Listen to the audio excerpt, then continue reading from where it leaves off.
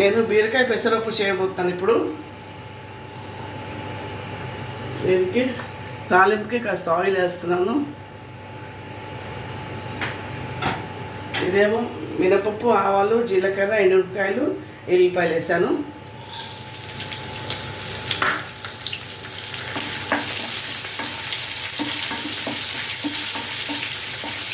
కాస్త వేయించి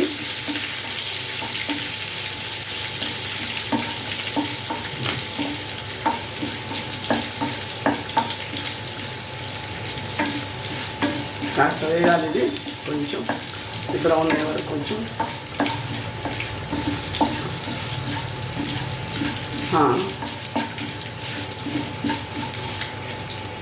ఇప్పుడు నేను ఇక్కడ పెసరపప్పు ఒక టీ గ్లాస్ ఉడకబెట్టాను, అది వేస్తున్నాను దీంట్లో.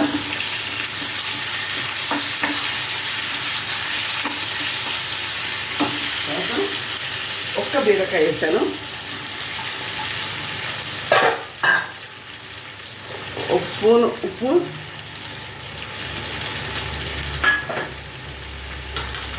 ఓ స్పూన్ పసుపు, ఓ స్పూన్ కారం, ఒక్కటే పచ్చిమిరపకాయ వేసుకుంటున్నాను. ఇదంతా కలిపేసి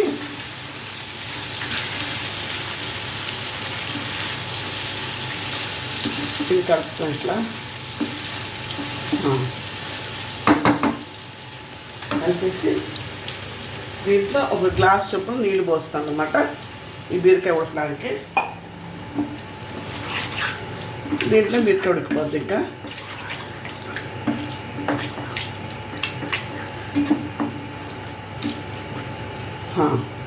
ఇలా ఒక పావు గంట అలా ఉంచాలి. మధ్యలో కలుపుతూ ఉండండి, సిమ్లో పెడతాను.